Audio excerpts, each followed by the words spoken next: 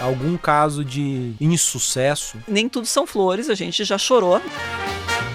Como é que vocês montam esses grandes temas de investimento? A transição para uma economia mais verde, ela é inescapável.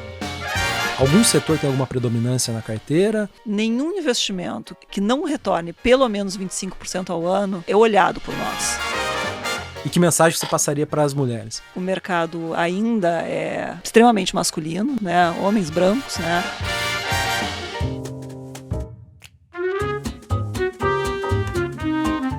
Bom dia, boa tarde, boa noite. Meu nome é Samuel Ponsoni, eu sou gestor dos fundos da família Selection aqui na XP e esse é mais um episódio do Outliers. Como de praxe, tenho do meu lado aqui a minha companheira Carola Oliveira. E aí, Samuca, tudo bom? Tudo bom, Carola? E temos hoje como convidada aqui, convidada muito especial, na semana em que a gente comemora o Dia das Mulheres, uma mulher que é uma sócia fundadora de uma das gestoras com uma história bem bacana aqui, ela vai contar, que é a EB Capital. E a nossa convidada é a Luciana Ribeiro. Tudo bom? Olá, Samuel, obrigada por me ter aqui. Obrigada, Carol. Prazer estar aqui com vocês. Vai ser uma delícia conversarmos. Boa, boa. Bom, eu vou... Tem aqui algumas perguntas sobre grandes números da EB, história, mas antes de entrar na EB especificamente, que muita gente já conhece, que ficou mais famosa aí na mídia recentemente, por ter pessoas como o Pedro Parente entre os sócios, eu queria que você começasse contando de você. Fala um pouco da história da Luciana, sua trajetória profissional, com uma trajetória legal também, né? Diferente do padrão do mercado financeiro, até chegar aí aos dias de EB, por favor. Legal, conto sim. Eu sou gaúcha, né? Dá para notar aqui no meu Tudo Bom, já dá para ver que eu sou gaúcha. E eu costumo dizer que a minha vida está dividida em 3 grandes momentos. Eu comecei a minha vida como advogada. Me formei lá na Universidade Federal do Rio Grande do Sul, era uma advogada aguerrida, gostava de advogar e logo que me formei, entrei no Grupo RBS, um grupo de mídia, um grupo de comunicação muito grande, muito relevante no Rio Grande do Sul, em Santa Catarina. E comecei advogando, então essa foi a minha primeira fase de vida e eu de fato gostava muito de advogar. Num dado momento, até por provocação do Pedro Parente, que na época era meu chefe, o Pedro disse, poxa, Luciana, acho que você devia considerar vir para a área de negócios. E eu fui para o segundo momento da minha carreira profissional em que eu saio do mundo jurídico e vou de fato para o mundo de investimentos, para o mundo dos negócios. Na época o Grupo RBS, um grupo de mídia importante, estava fazendo diversificação para novas áreas, estava investindo em educação, em mídia digital, numa série de outras áreas, e formou um grupo para justamente olhar para essas temáticas e fazer esses investimentos e me convidou. Na época eu tinha acabado de fazer um MBA fora, na Columbia University, topei o desafio e fui para esse mundo, vamos dizer assim, do investimento, do olhar de fato para a execução dos negócios. E aí, eu digo que tem a terceira fase da minha vida, e que talvez seja a fase mais curiosa, porque eu nunca me imaginei nessa fase, foi o momento em que nós decidimos montar a EB Capital. E eu me vi não só investidora, mas, na verdade, empreendedora. Porque, em última análise, quando você monta um negócio do zero, que foi justamente o que nós fizemos na EB, você vira empreendedor. E eu nunca tinha, se você pegasse lá minhas características, poxa, eu não sou uma pessoa que toma muito risco, eu não sou uma pessoa que tinha esse viés empreendedor na largada, mas me vi empreendedora e adorei. E hoje sou uma investidora que investe, nós vamos falar um pouco mais via EB Capital, né? Nós somos um fundo de investimentos, mas sou acima de tudo uma empreendedora que gosto de empreender e gosto, na verdade, de conviver com outros empreendedores. Então, essa é um pouco da minha trajetória pessoal. Luciano, diferentemente de outros gestores, a gente vai pular direto para o bloco 2, falando um pouquinho de detalhes da EB Capital, porque a sua história, de certa forma, se confunde muito com a do Pedro e com a do Eduardo, né? Você já falou aqui pra gente anteriormente, vocês já se conhecem há mais de uma década, né? Quando a gente está analisando um fundo para a plataforma, a gente fala bastante de quanto tempo o time trabalha junto, e embora a EB seja relativamente nova, vocês já se conhecem há muito tempo. Então conta como é que surgiu a ideia de montar uma gestora focada em Private Equity e quem é, né? O que é a EB Capital? De fato, a EB tem 5 anos. mais Pedro, Duda e Luciana, que são os sócios fundadores da EB Capital, nós trabalhamos conjuntamente, diretamente ou indiretamente há 20 anos. Nós três nos conhecemos no ambiente do Grupo RBS. No primeiro momento, o Pedro era o CEO do Grupo RBS, logo na sequência o Pedro sai do grupo e o Eduardo assume como CEO. E esse grupo, e o Pedro sempre muito próximo, tanto de mim quanto do Eduardo, e em 2017 a gente forma a EB Capital, num primeiro momento Eduardo e Luciana, e logo na sequência o Pedro já muito, apesar de não estar, no primeiro momento ele estava com algumas outras atividades, como vocês todos sabem, ele foi Petrobras, foi BRF, mas ele sempre muito próximo, nos aconselhando, e lá pelas tantas ele aceita o desafio de também empreender e se junta à EB Capital, e aí nós consolidamos esse bloco de 3 sócios fundadores que se uniu. E aí eu começo a contar um pouco do porquê da EB Capital. Eu acho que quando a EB surgiu lá em 2017, já existiam muitas gestoras de capital. Existiam muitas gestoras de capital. E quais eram as 2 características que nós achávamos que nós podíamos agregar como gestores de investimento? Nós tínhamos 2 características que eu acho que são nossos diferenciais até hoje. Primeira característica é que nós, diferente talvez da maior parte dos gestores, nós não viemos do mundo financeiro. Nós viemos de operação. Nós operávamos companhia ao longo de muitos anos. O Pedro Parente, desnecessário contar o currículo dele, vocês conhecem muito bem. Eduardo Melzer também com uma experiência imensa, foi CEO do Grupo RBS. E eu atuando também durante muitos e muitos anos no Grupo RBS diretamente com companhias. Então a gente tinha esse viés de execução. Depois a gente vai falar um pouquinho mais sobre os ativos da EB Capital e vocês vão ver que de fato o que a gente talvez faça de melhor é ajudar as empresas a ter excelência na sua gestão, excelência na sua forma de operar, que é a nossa grande característica. E talvez o segundo elemento que nos tenha nos diferenciado desde o início, muito antes dessa temática ESG virar moda e essas letrinhas serem conhecidas, desde o início nós acreditávamos que era nosso papel como gestores de investimento, investir em ativos que dessem altíssima lucratividade para os nossos investidores, buscando, obviamente, retornos aí típicos de private equity, acima de 25% ao ano, mas sempre com um viés de transformar de forma positiva o Brasil. Sempre foi essa a nossa alma. A gente sempre caracterizou que a EB investia com o objetivo de retorno, obviamente, aqui ninguém está falando em ter retorno concessionário, ter retorno alto, ter retorno relevante, mas ter propósito, investir em negócios que podem, de fato, colaborar para o crescimento do país. E a gente vem fazendo isso, felizmente, com muito sucesso ao longo desses últimos 5 anos. Curiosidade aqui, EB quer dizer o quê? EB, a gente, lá atrás, quando a gente fazia investimentos no Grupo RBS, a gente tinha o nome da área corporativa, era eBricks Digital. E a gente, porque tinha lá o eBricks Digital, a gente começou a falar, vamos fazer então quando a gente spin-offar e criar aqui uma gestora independente, então vai ser a EB Capital, eBricks Capital, e ficou EB Capital. Na época não pensamos muito, depois a gente acabou dando um ressignificado, né, muito vinculado à B de Brasil, na verdade, que toda a nossa tese é focada em Brasil, no desenvolvimento do Brasil, e o E, obviamente, vinculado a essas temáticas de tecnologia, etc. Mas o nome, a história não é tão boa assim em relação ao nome. Nós estamos acostumados, né? XP tem uma história nada romântica. Samuel, é muito engraçado, porque as pessoas me perguntam com frequência por que o nome da EB. E a história é essa, né? Não tem uma história muito... E aí sempre as pessoas me fazem referência à XP. Dizem, olha, tem a história da XP também. Assim, o nome não é tudo. É verdade. Como que vocês estão estruturados ali em termos de ativos sob gestão, total de pessoas, existem sub-áreas? Fala um pouco da estrutura da EB, por favor. Hoje a EB tem pouco mais de 3,5 bi sob gestão de reais. Nós temos um foco muito relevante em private equity. Nós também atuamos com o setor de infraestrutura que puxa para private equity, porque a gente sempre está olhando para retornos acima de 20%, 25% ao ano. Hoje nós somos aí quase 30 pessoas, 3 sócios fundadores, como eu comentei agora há pouco. Temos 3 sócios que estão conosco, foram convidados a fazer parte do partnership da EB recentemente, e temos um grupo, obviamente, de colaboradores. A gente acredita muito na EB num processo de meritocracia e, de fato, de partilhar retornos e resultados, né? Então, cada vez mais a gente vê o modelo de partnership expandindo e esse é o nosso desejo de que cada vez a gente tenha mais pessoas compondo esse quadro.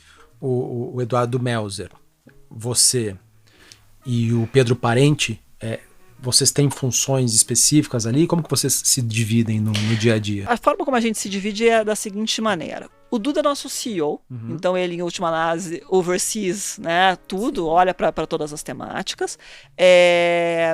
Nós temos aqui uma divisão um pouco por atividades. O Pedro Parente hoje está cada vez mais olhando para as temáticas de infraestrutura, de novo, infraestrutura com esse perfil de private equity. Então, por exemplo, a temática de fibra, que a gente vai falar agora há pouco, que é um fundo grande que a gente tem, inclusive em parceria com a XP, é um fundo que está sob a análise do Pedro Parente.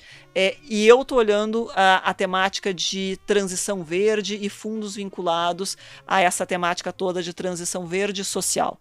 Então, o fundo, a gente também vai falar sobre esse, o fundo EB Futuro Sustentável, que foi também captado aqui na XP em setembro, está sob minha liderança. A gente tem um outro fundo em educação também sob a minha liderança. Então a gente está hoje fazendo uma divisão temática, né? E obviamente a gente também tem uma divisão entre os sócios fundadores e com os demais sócios, para que cada grupo de sócios olhe o dia a dia de uma, duas, três, quatro empresas. Então a gente vai dividindo as empresas para que a gente tenha uma divisão aí para conquistar, né?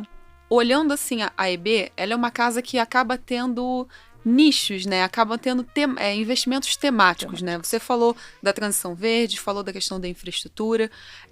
Como é que vocês montam esses grandes temas de investimento e como dentro desses grandes temas eles viram posições no fundo, né? Como é que é o processo de investimento de cada fundo de vocês? Carol, é um processo às vezes demorado, mas eu acho que é o processo que para a gente melhor funciona. Deixa eu contar dois casos bem concretos, porque eu acho que eles ajudam a ilustrar. Temática de fibra, né? Nós tínhamos uma visão muito clara de que existia uma deficiência no Brasil, sob a perspectiva lá em 2018, quando a gente começou a investir, a gente começou a olhar isso quase em 2016, 2017, que a gente começou a avaliar. A gente sabia que tinha um gap de digitalização no Brasil. Muito bem, parecia uma oportunidade interessante de negócio, mas não basta ter o gap, você precisa identificar se existem empresas que são capazes de suprir aquele gap. Então nós fomos literalmente, uma vez que a gente identificou que existia uma lacuna brasileira, a gente foi atrás de empresas, foi entender o mercado. E a gente ficou mais de ano olhando empresas, nós falamos mais de 5 mil provedores de internet, nós falamos com certeza com 60, 70 provedores na época. E fomos identificando se de fato existia não só o gap, mas de fato empresas que fossem capazes de suprir esse gap, gerando retorno relevante para os nossos investidores. Uma vez isso identificado, a gente identificou de fato que fazia sentido, formamos o fundo, começamos a investir. Mesma coisa aconteceu agora recentemente quando a gente falou de EB Futuro Sustentável. Nós não temos nenhuma dúvida de que existe um movimento enorme na economia brasileira e no mundo de transição para o verde, né? A gente está vendo que as empresas estão tendo que mudar o seu jeito de fazer negócios, né? E com este jeito novo de fazer negócios, com esse jeito que ele é mais socialmente responsável, ambientalmente responsável, existe uma demanda por produtos e serviços que entreguem isso, né? A gente fala muito de reciclagem. Bom, muito bem, a Coca-Cola precisa reciclar, mas ela precisa comprar de quem recicla, né? A gente fala de energia limpa, mas precisa prover energia limpa. Quem é que está provendo isso? Então a gente tinha uma visão muito clara de que o mundo estava caminhando para a transição verde, para um olhar não só verde e social. Não estou falando de ESG. ESG é processo, a gente pode falar logo na sequência. Estou falando de oportunidade de negócio, estou falando de transição da economia. Então a gente identificou que existia esse espaço, mas a gente identificou também que precisava... Será que existem empresas aqui de tamanho médio? Afinal de contas, a gente investe em empresas de tamanho médio, não podem ser muito pequenininhas, que provêm soluções e que têm rentabilidade. Fomos a campo. Então, fomos definindo cada uma das áreas que nós gostaríamos de investir e fomos a campo identificar se existiam empresas. Uma vez identificadas as empresas, vamos adiante, vamos formar o fundo. Claro que, Carol, nem todas as áreas que a gente... Contei 2 cases de sucesso. Tem vários cases que a gente gostaria muito de investir em determinados segmentos e que o segmento parece fazer muito sentido, eventualmente esse segmento já é muito forte nos Estados Unidos ou muito forte na Europa, mas ele não é maduro o suficiente no Brasil. Aí, obviamente, não dá para formar fundo relacionado a isso e você desiste da ideia. Então, ele é um processo, eu digo, às vezes ele é demorado. O Futuro Sustentável demorou 2 anos em formação, mas eu acho que uma vez que a gente lança, ele é bem certeiro. A gente já tem muita consciência de que existe uma lacuna estrutural relevante e de que existe um ativo, um conjunto de ativos, um conjunto de empresas com modelos de negócios já aprovados e que são capazes de escalar, dando retorno para os nossos investidores. Então, acho que esse é o jeito da gente fazer. Os subsetores aí, ou os segmentos seriam quais? Infraestrutura, educação? Você está falando da IB como um todo? Da IB.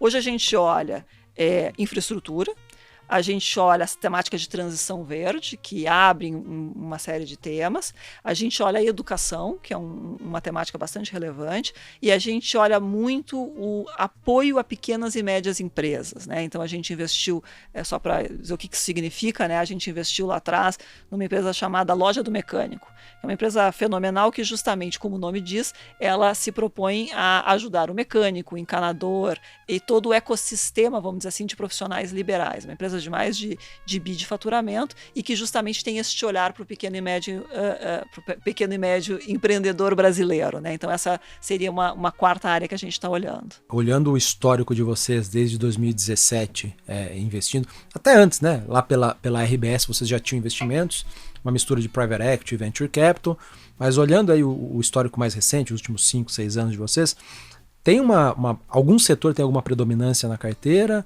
Se tem, essa predominância foi por acaso ou foi planejada? Porque às vezes uma tese cresce assim, de uma maneira que vocês nem esperavam e acaba tendo um peso maior na carteira. Mas tem um subsetor ou outro que vocês acabam tendo expertise maior e acabam preferindo ou não? Não, hoje, se a gente for olhar o composto de investimentos da IB, o investimento em fibra, obviamente, ele é relevante, né? Ele deve compor aí 40% do total de ativos sob gestão da IB Capital.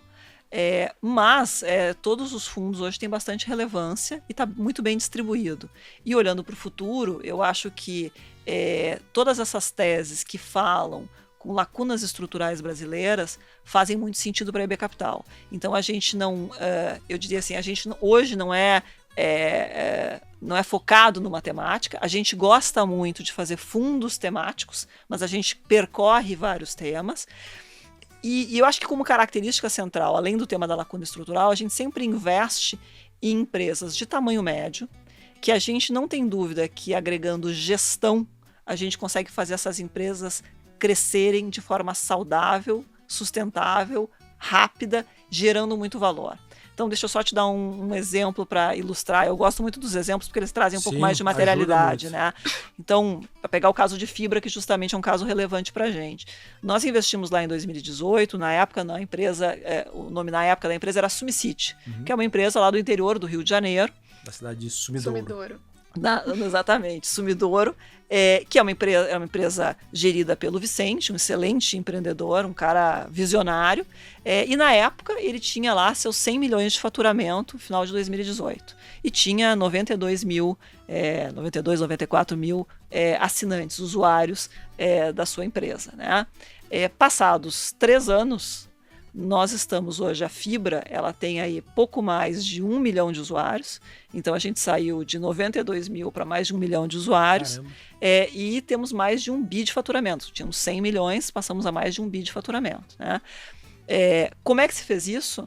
Muito suor, sangue, suor e lágrimas, porque nada na vida é fácil, né? Então o que a gente fez? A gente passou por um processo de crescimento orgânico acelerado das empresas, né? A própria Sumicity com as suas próprias, com a sua própria rede, com os seus próprios esforços, mais do que dobrou de tamanho. A Sumicity sozinha hoje tem mais de 400 mil usuários, tá? E além disso, mais interior do Rio de Janeiro. Interior do Rio de Janeiro, hoje a gente está indo até Vitória, a gente está ampliando as áreas de atuação. E além disso, nós fizemos mais de 10 aquisições. Aliás, quando a gente fazia o roadshow da fibra, a gente dizia, olha, nós temos 10 aquisições, mais de 10 aquisições para fazer. Então, e de fato, em menos de um ano, executamos aquelas 10 aquisições que já estavam no pipeline e transformamos essa empresa, que era uma empresa regional do interior do Rio de Janeiro, na maior empresa independente de fibra ótica do país. Né? Só perde para as grandes de telefonia. Exatamente, para as duas maiores, né? Porque já se considerar, inclusive, as maiores, nós somos a terceira maior empresa. Olha só. Então, como é que se faz isso? De novo, cooperação, não tem milagre aqui, né? Não é simplesmente comprar, tradar, pega um múltiplo aqui, não. Aqui é de fato você ajudar as empresas a escalarem aquilo que elas já estão fazendo maravilhosamente bem, né? O Vicente já atuava maravilhosamente bem na sua empresa, e assim como todos os empreendedores que nós investimos. Qual foi a capacidade da EB? Ajudar com recursos financeiros e com o suporte de metodologia, de gestão, entendendo quais são os projetos prioritários, acelerando esses projetos, ajudando a trazer pessoas, fazendo de fato gestão, né? Não tem aqui nenhum glamour. É a cozinha, né? É você trabalhar realmente no dia a dia da empresa, é você olhar lá o script do call center para ver se ele está ok, se olhar se a conversão está boa. São coisas básicas, são coisas muito, enfim, sem glamour, mas é isso que faz as empresas crescerem, né? Então acho que aqui tem um exemplo claro do que a gente faz. Luciano, você falou anteriormente pra gente que ESG não é transição verde, né? E vocês fizeram a captação realmente no ano passado do EB Futuro Sustentável, e eu queria até saber o que é essa diferença de transição verde para o próprio ESG? O ESG, ou ASG, né, em português, ele é um processo, um procedimento. Hoje todas as empresas, não importa se você está fazendo bolacha ou se você está fazendo água mineral ou cerveja, você sem dúvida, por uma pressão de investidores, de consumidores e da própria regulação, você tem que se atentar para temáticas ambientais e sociais. E isso passa a ser um processo que precisa ser incorporado em todas as empresas. Definitivamente não interessa qual é o objetivo daquela empresa. Tá? O que eu estou chamando de transição verde? Onde é que eu acho que aqui tem uma enorme oportunidade de negócios? Recentemente o Bank of America lançou um relatório falando que nós estamos na era da escassez. Se continuarmos o mundo do jeito que estamos fazendo, vai faltar água, vai faltar terra, vai faltar bens materiais em geral que vêm da natureza, vai faltar tudo. Isso é um problema. Mas, por outro lado, isso também é uma grande oportunidade, porque a humanidade, felizmente, ela é muito criativa e inova muito. E nós estamos justamente neste momento de inovação. É o momento de inovar na forma de se fazer energia. Eu acho que esse é o elemento mais comum aqui de se falar no Brasil. Cada vez mais energia renovável é algo que é fundamental. Mas não é só isso. O BOF elencou uma série de áreas que, na visão do Bank of America, seriam áreas que os investidores deveriam olhar com cuidado, porque essas são as grandes oportunidades de ações, no caso do BOF, mas oportunidades de negócio. Então, estamos falando de oportunidades no segmento do agronegócio, oportunidades em água, em como reduzir ou melhor aproveitar água, que a gente fala muito de aquecimento global, que obviamente é um tema super relevante, CO2, etc., mas a temática de água é uma temática extremamente relevante, né? A gente vê no mundo inteiro que ou você está passando por enchente ou você está passando por seca, né? E os dois problemas são graves, né? Então, como é que você lida melhor com a temática de água, com a temática de aquecimento global? Então, você vê uma série de oportunidades de negócio que vão de economia circular, a melhor efetividade no agronegócio e por aí vai. Então, qual é a diferença que a gente fala aqui de ESG para a transição verde? ESG é de fato um processo, é um procedimento que todas as empresas vão ter que fazer. Transição verde, a gente está falando nas empresas que, em última análise, identificaram que existe uma oportunidade de negócio em reciclar, em tratar melhor a água, em transformar, ao invés de usar cimento, usar materiais que são amigáveis para o meio ambiente na construção civil, e assim vai como inúmeras outras oportunidades, e investem nessas oportunidades. O core do negócio é justamente fazer a transição verde, é operar neste formato. E aqui, na nossa visão, tem uma oportunidade extremamente interessante. Eu diria que essa é a oportunidade das próximas décadas aí, em termos de negócios. Luciana, eu queria que você, por favor, citasse pra gente aqui algum caso de insucesso, pegando desde esses 20 anos de vocês três trabalhando ali juntos, né, uma grande parte do tempo. Não precisa falar o nome da empresa se não for público, mas falar pelo menos o setor e o que foi que deu errado e quais as lições que vocês tiraram daí. E depois eu queria que você contasse um caso o de maior sucesso que vocês já tiveram? Felizmente, Samuel, nós nesses 5 anos de EB só temos casos bons para contar. Todas as empresas investidas, de fato, tiveram um enorme sucesso, cresceram muito mais do que os nossos planos originais previam.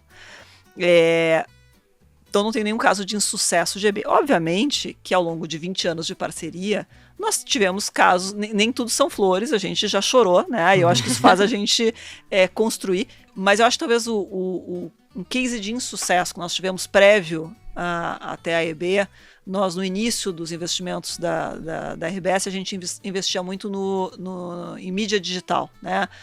Isso pré-Facebook, pré-Google, né? Imagina, muitos e muitos anos atrás. E a gente tinha uma ideia de justamente fazer com que a mídia tradicional pudesse se desenvolver a partir da junção de empresas menores de mídia digital que seriam acopladas. E alguns investimentos dessa época tiveram sucesso e alguns não tiveram sucesso. E eu acho que o nosso maior aprendizado nessa época foi entender, em primeiro lugar, o investimento pelo investimento. Você não pode investir numa empresa de mídia digital imaginando que essa empresa vai apoiar a mídia tradicional. Essas coisas não necessariamente funcionam, né? Você tem que investir numa empresa porque você acredita que a história daquela empresa, começo, meio e fim, faz sentido. Ela vai, de fato, ter escala, ela, de fato, vai trazer retorno. Você não pode investir nela porque você acha que ela vai transformar uma outra indústria. Eu acho isso muito, muito complicado. Eu acho que é uma aposta que, de fato, no ambiente do private equity não faz sentido. A segunda questão que eu acho que é um aprendizado importante é, de fato, você entender a cabeça do seu sócio nesse processo. Seja ele um empreendedor, seja ele um sócio minoritário, seja ele a pessoa que você está no barco com, né? Você precisa entender se a visão é comum. É claro que os contratos estão aí para serem bem desenhados, etc. Mas é fundamental você entender qual é o viés, qual é o desejo, qual é o objetivo daquele empreendedor, daquele sócio, e se vocês têm alinhamento, de fato, no que vocês querem construir. Eu acho que essa é uma lição muito importante. Boa. E o outro lado da moeda aí, né? Os casos as histórias de sucesso. boas. Olha, qual que seria, se você pudesse elencar qual que seria o caso de maior sucesso ou que mais deixa vocês entusiasmados hoje? Olha, são vários, né? Mas pegar aqui o caso da Fibra, que é um caso com a própria XP, nós multiplicamos por 12 o tamanho da empresa em 3 anos. Realmente a empresa cresceu imensamente, né? É um grande sucesso. E como eu comentei agora há pouco, a quantidade de processos internos que nós implementamos, a quantidade de suor que teve para de fato a gente chegar aqui, não foi por acaso que a empresa cresceu 12 vezes. Foi de fato porque a gente teve capacidade de identificar quais eram as grandes fortalezas da empresa e acelerar essas fortalezas, mas a gente também conseguiu corrigir os problemas, todas as empresas têm, né? Mas os problemas principais que aquela empresa tinha e conseguimos corrigir o rumo e fazer com que ela tivesse condições de crescer ainda mais. Mas não é o único caso. Eu gosto muito de tratar do nosso caso de educação técnica. A gente não tem dúvida que o Brasil é um país que você tem, por um lado, um enorme nível de desemprego, né? Hoje, você pega a faixa de pessoas jovens entre 14 e 24 anos, o desemprego beira os 50%. É um número assustador. Mas, por outro lado, existem inúmeras vagas de emprego que não são preenchidas por falta de qualificação mínima, né? E não estamos falando aqui de vaga para a NASA, não, é vaga de supermercado, de caixa de supermercado, é a vaga do programador 1, é a vaga de auxiliar de enfermagem. Agora que a gente acabou de passar para a situação de Covid, nós todos sabemos que não existiam profissionais da saúde suficientes, em números suficientes, para preencher todas as vagas que eram necessárias. E existe um problema no Brasil que se olha muito para o ensino superior e se olha pouco para a educação técnica profissionalizante, que é um campo que em países como a Alemanha, como a Suíça, mais de 2/3 dos jovens que acabam o ensino médio vão para o ensino técnico para justamente serem empregados logo na sequência. E nós começamos a investir em ensino técnico há alguns anos atrás e temos tido um sucesso imenso. Nós, basicamente, também multiplicamos por mais de 10 o número de inscritos, de alunos hoje nas nossas salas de aula, e temos 80% dos jovens que se formam nas nossas escolas de ensino técnico saem empregados em até 6 6 meses. Então é mais um caso muito bacana de enorme impacto social, mas especialmente um retorno, especialmente tão importante quanto, um retorno imenso para os nossos investidores. Esse não foi um fundo distribuído pela XP, é um fundo menor, mas que teve um enorme impacto super positivo. Qual que é o nome da empresa de ensino técnico? Chama PROS Educação. PROS. PROS com Z. Legal. Bacana. Tem uma marca comercial ou esse é o nome da marca comercial? Essa mesmo? é a marca comercial. Legal. Bem. Boa. Eu fiz ensino técnico, sabia? Sério? Eu fiz. Que legal. Há muitos anos atrás, porque meu pai era programador e queria que eu fosse também. Então, legal. Eu tive que fazer. Eu e meu irmão, a gente fez quando a gente era adolescente. Olha aí, Boa. muito bem.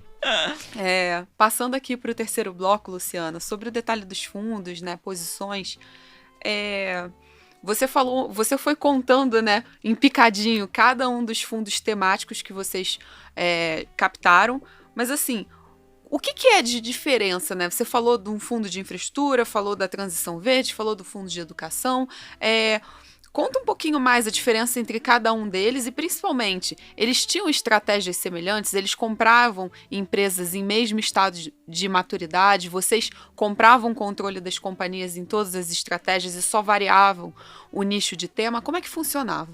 Perfeito, Carol.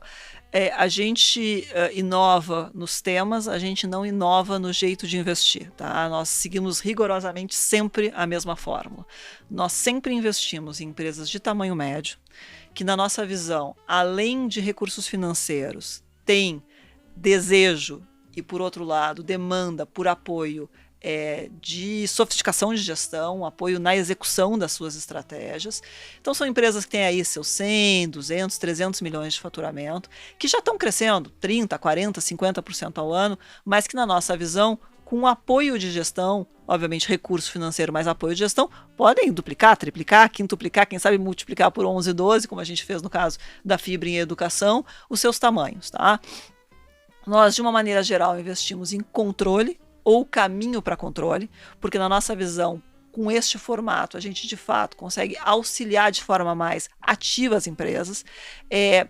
No mais das vezes, os empreendedores continuam nos investimentos. A nossa visão aqui é de se juntar o nosso conhecimento de gestão com a capacidade, o conhecimento da indústria que esses empreendedores trazem, né? Todos os nossos empreendedores têm cases maravilhosos de sucesso e trouxeram as empresas até aqui e, na nossa visão, têm condições de continuar levando as empresas adiante. Talvez com mais apoio ou menos apoio de profissionais da indústria, mas, de fato, têm condições de continuar, de alguma forma, ligados ao investimento. Então, o nosso modus operandi é sempre muito parecido. Nós estamos hoje estamos indo para o 6º fundo captado, tá? Então a gente tem um primeiro fundo que investiu em logística, nós tivemos um desinvestimento que gerou aí 24 e poucos % de retorno para os nossos investidores, no caso da BR Supply. 24 e poucos % ao ano. Ao ano, 24% ao ano de retorno, que é o caso da BR Supply. Temos um fundo de fibra, que ele teve 2 etapas, um primeiro momento em que nós fizemos a etapa Rio de Janeiro e depois nós fizemos o follow-on com vocês, e esse fundo é um fundo de fibra, né? Nós tivemos um fundo de educação, tivemos um fundo focado, como eu comentei, no pequeno e médio empreendedor, e tivemos um fundo focado na transição verde, que tivemos aí a oferta 400 captada com a XP em setembro do ano passado, e que estamos ainda quase aí contando boas notícias, mas ainda não posso trazer novidades aí do pipeline. 2 perguntas aqui. Primeiro, o que é empresa de tamanho médio? Empresa de tamanho médio, Samuel, é uma empresa que tem 100, 200, 300 milhões de faturamento, mas especialmente como característica é uma empresa que já tem o seu modelo de negócio provado. Tá? Não cabe à EB, nos mandatos que ela tem hoje, fazer apostas em modelos de negócio que não estão comprovados. Nós não vamos investir em empresas que vão ter... Startups. E que podem ter mortalidade, entendeu? O modelo de negócio da empresa está definido, está provado. A questão é se ela vai crescer mais ou menos, mas que o modelo está ali e já é lucrativo, isso é um fato consumado. Então, eu acho que o tamanho é relevante, mas tão relevante quanto o tamanho, porque de vez em quando você tem empresas que têm um alto faturamento, uma alta receita, que eventualmente não dão resultado nenhum. Né? A gente vê isso muito, inclusive, no mercado de venture capital. Então, o tema da receita ele é importante, mas tão importante quanto receita é essa questão do modelo de negócio estar aprovado. No nosso jargão aqui, o Unit Economics do negócio precisa fazer sentido, precisa de fato já ter rentabilidade. E o que a gente faz é escalar essa solução que já está aprovada. Eu vi uma entrevista do Eduardo, do Duda, que uma repórter fez a pergunta, né, de poxa, o private equity típico, né, o jeito mais comunzão de explicar é, se pegar 10 investimentos, 2 ou 3 vão morrer, vão falir, 2 ou 3 ou 4 vão dar ali CDI, ou seja, não vão te retornar muito bem, e você vai ter ali 1 ou 2 que vão explodir, vão dar uma grande porrada. E só esses 1 ou 2 aqui já mais do que pagam o fundo como um todo.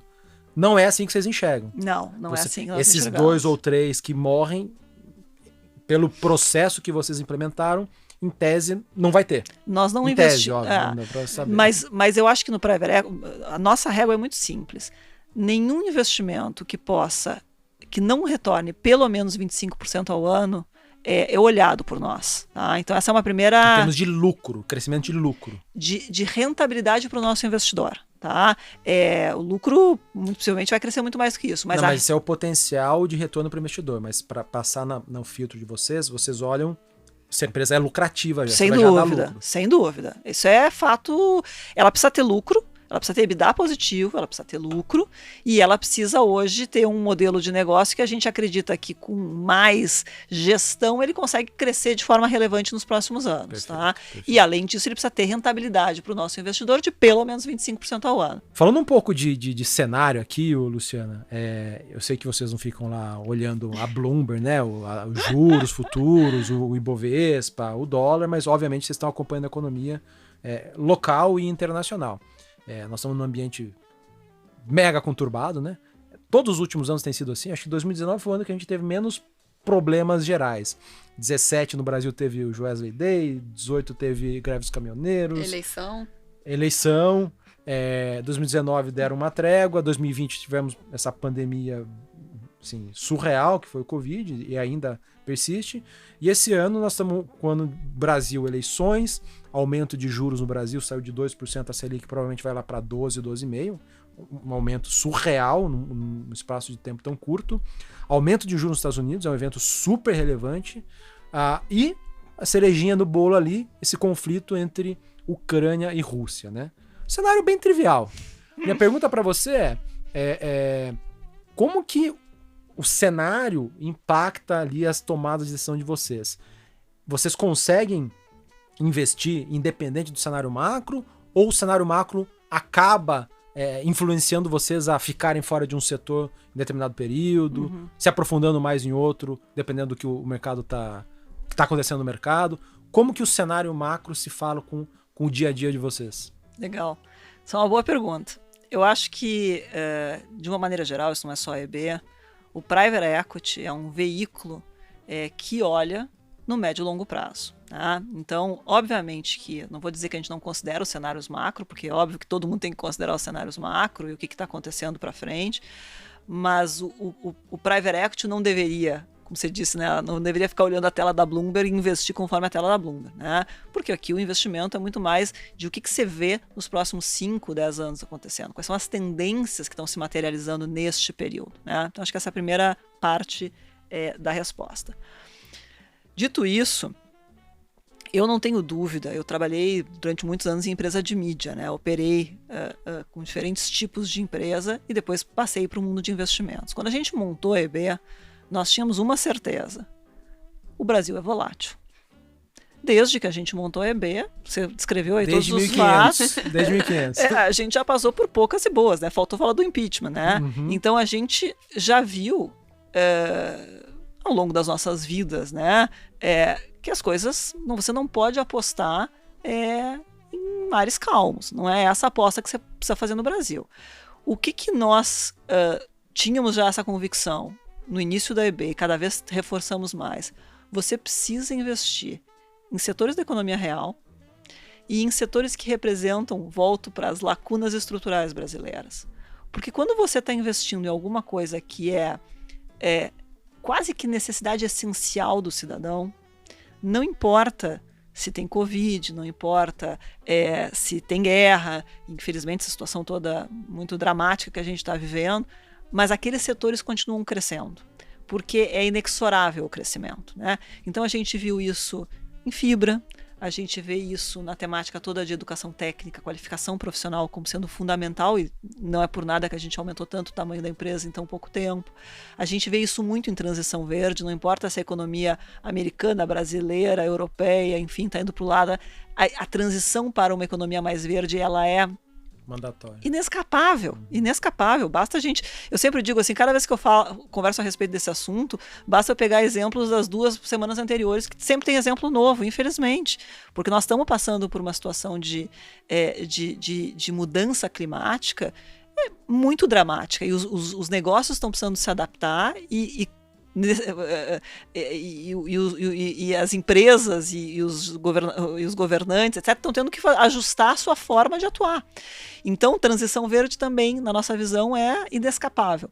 Então, a gente sempre investe nos setores que, na nossa visão, são resilientes às crises. Esse é o jeito, na nossa opinião, de investir no Brasil, com certeza, e atualmente no mundo, né? Então, antes da gente migrar aqui para o nosso último bloco, só para a gente recapitular aqui. Então, de todas as empresas que estão investidas por vocês nos diferentes fundos, quais são? Tem a Fibra? Então, vamos começar do início. Nós investimos e já desinvestimos em 3 anos BR Supply. Tá bom. Nós fizemos um investimento em Fibra, que são mais de 10 empresas hoje investidas, elas todas estão embaixo de um guarda-chuva chamado Aloha. Nós temos a tese em educação profissionalizante, que são 2 empresas investidas embaixo de um guarda-chuva chamado PROS Educação. Temos a loja do mecânico, no braço, como a gente chama de pequenas e médias, foco em pequenas e médias empresas. E temos agora a captação que fizemos recentemente, ainda não divulgado nem para ser divulgado nos próximos dias. A Carol me olha aí que sabe que tem novidade boa para sair, né, Carol? Tô ansiosa. Tem novidade boa para sair. O carnaval deu uma atrasadinha, mas já tem novidade boa para ser divulgada. É o Fundo de Futuro Sustentável, que é um fundo multi-estratégia, vai cobrir temáticas que vão de economia circular, ao tema de agronegócio, ao tema de saúde mais inclusiva. É um fundo com várias teses distintas. Tem uma aquisição de vocês que saiu na mídia também um tempo atrás, que é a Wine.com. A Wine essa é um dos investimentos também. Esse é um investimento que nós fazemos a gestão também, é um investimento que foi feito na época de Grupo RBS. Lá atrás. Lá atrás, e que nós fazemos a gestão também. Boa. Bacana, legal. Muito bom. Passando aqui para o nosso último bloco aqui, Luciana. Primeira pergunta desse bloco é sempre se você está lendo algum livro e se sim, se está gostando. Carol, eu gosto de ler 2 livros ao mesmo tempo, então vou fazer 2 recomendações, estou gostando dos 2. O primeiro livro que eu estou lendo é o do Bill Gates, Como Evitar o Desastre Climático, um livro super interessante, com bastante pesquisa, vale a pena. E um segundo livro, do Daniel Kahneman, muito interessante, chamado Nós, ou Ruído em português, que ele fala sobre todos nós temos vieses conscientes ou inconscientes na tomada de decisão. E esse livro explora justamente isso, como é que é o nosso viés e como é que a gente pode fazer para ter decisões que são mais baseadas em fatos e informações e menos nesses bias, nesse viés cognitivo que muitas vezes a gente tem. Muitas vezes não, sempre a gente tem. Então, muito interessante, recomendo. Boa. Ele tem um livro que é super famoso, que é o Rápido e Devagar, né? Que também foi super interessante. Um best-seller aí nessa temática. Se você fosse olhar uma gestora de private equity para investir seu dinheiro, que não fosse a AIB, e tivesse um checklist, o que seriam ali os 3, 4 principais itens desse checklist para antes de investir, decidir botar dinheiro num fundo de private equity dessa gestora? Legal. Olharia como é que essa gestora de fato agrega valor para os seus investimentos, né? No caso da EB, a gente faz essa agregação, como eu comentei, a partir de execução. Eu acho que esse é um elemento fundamental. É aqui que está a geração de valor, é aqui que está, de fato, onde você consegue entregar algo diferente para o seu investidor. Olharia onde que essa gestora está investindo, sob a perspectiva de tendência. a gente investe nas lacunas estruturais porque a gente acredita no propósito, mas também porque a gente acredita que são esses os negócios que vão crescer, são esses os negócios que são resilientes em economia, estão focados em economia real. Então essas são as duas temáticas que para mim são muito importantes. E da mesma maneira como vocês, eu já passei aqui pela chancela da XPC, como é que é o processo, eu olharia quem são as pessoas físicas, porque ao fim e ao cabo sempre tem um CPF por trás, e é esse CPF que interessa na forma de que você está investindo. Se você pudesse jantar com alguma personalidade do mundo dos investimentos, né, atual, histórico, quem seria? E onde você levaria essa pessoa para jantar e qual prato você pediria?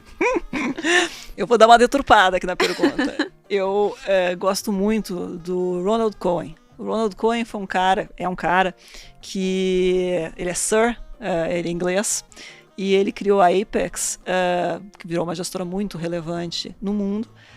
Mas além disso, ele criou toda essa gestão de olhar para investimentos a partir também de propósito. Ele criou, na verdade, ele criou o mundo de private equity na Inglaterra e depois criou todo esse olhar para um investimento com propósito. Eu convidaria ele para jantar. E como boa gaúcha, mas uma gaúcha médio, na verdade, eu convidaria ele para comer uma parrilla na minha casa, mas com legumes, que é a minha especialidade. Pô, a gente tá gravando esse episódio aqui, hoje é dia 7 de março, amanhã é o Dia Internacional das Mulheres. Poxa, você é infelizmente, um dos poucos exemplos de sócias à frente das gestoras, né, do papel de principal executivo. E queria, assim, perguntar para você a que você atribui você ter conseguido se destacar. É uma pergunta mais complexa aqui, mas se você pudesse elencar, assim, 2, 3 itens, poxa, que itens que você acha que, no teu caso, te levaram a conseguir emplacar, né, o teu nome aí pelas empresas nas quais você passou, e que mensagem de estímulo que você passaria aí para as mulheres do mercado financeiro seguirem batalhando. É um mercado mais difícil, né, é um setor com uma predominância gigante de homens. Felizmente, né, eu não sou tão antigo no mercado, mas eu comecei em 2009, mas de lá para cá dá para se notar uma gigante diferença no tratamento. Tem muito machismo ainda, tem muita sacanagem, mas tem melhorado, mas mesmo assim é muito mais difícil para as mulheres, né? Então, assim, se pudesse listar o que no teu caso você diria que te ajudaram e que mensagem você passaria para as mulheres? Legal. Pergunta difícil. Não é uma pergunta fácil mesmo, porque eu acho que, infelizmente, de fato, o mercado ainda é extremamente masculino, né? O mercado ainda é muito igual, né? Homens brancos, né? Nós estamos são poucas as mulheres, é dificílimo contratar mulher. Eu estou numa empreitada para trazer mais mulheres para a EB e é muito difícil, porque eu acho que o setor financeiro perdeu o brilho para muitas mulheres. As mulheres não querem entrar no setor financeiro porque consideram que é um setor duro, que consideram que é um setor muito machista. Mas o que eu acho que, assim, o que funcionou para mim? Eu acho que funcionou, em primeiro lugar, eu ser eu mesma, né? E eu acho que isso não é um mérito meu, acho que isso é um mérito, na verdade, de eu vir de uma segunda geração de mulheres. Eu acho que nós tivemos aí uma primeira geração de mulheres no mercado financeiro, em posições de liderança, de uma maneira geral, que tiveram que abdicar de muita coisa. Tiveram que abdicar das suas vidas pessoais, tiveram que se masculinizar de uma certa forma, se encaixaram quase no protótipo masculino sendo mulheres. Felizmente, eu já venho de uma outra geração, né? Eu tenho 44 anos e eu venho de uma geração de mulheres e tenho várias amigas, né? Que tenho aqui um grupo no meu WhatsApp de mulheres no Private Equity, então eu tenho várias amigas Caramba. Hoje mulheres aqui no Private Equity, no Venture Capital. E são todas pessoas casadas, com filhos, que se realizaram e que não perderam a sua perspectiva feminina para entrar no ambiente do mundo financeiro.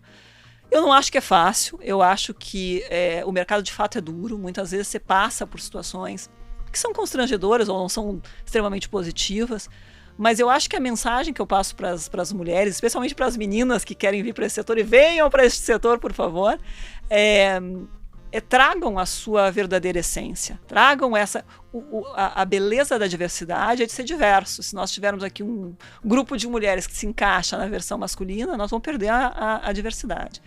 Então, venham com a sua naturalidade, com as suas características, e venham para fazer acontecer, porque o mercado é possível. Eu sou, de fato, uma privilegiada, sou sócia de uma gestora relevante, mas conheço várias outras mulheres que também estão em posições de destaque em outras gestoras, e é possível. Então, não desistam do sonho. É possível ser transformacional, e é possível ser exatamente o que você é, sem nenhum tipo de mudança de característica. Muito bom. Bom, com essa pergunta aqui bacana, a gente encerra esse episódio. Luciana, muito obrigado pela participação. Poxa, é um prazer falar contigo aí novamente. A IB tá em mídias sociais, alguma coisa assim ou não? Estamos no LinkedIn. LinkedIn, tá bom. Estamos no LinkedIn. Mas obrigado pela participação. Tá bom, obrigada. É um prazer enorme estar aqui com vocês e fico super à disposição. Boa. Obrigada. Nos sigam nas redes, eu tô lá como @samuel.ponsoni. Carol? Eu tô como @RSO_Carolina. E é isso, pessoal. Até mais. Tchau, tchau, gente.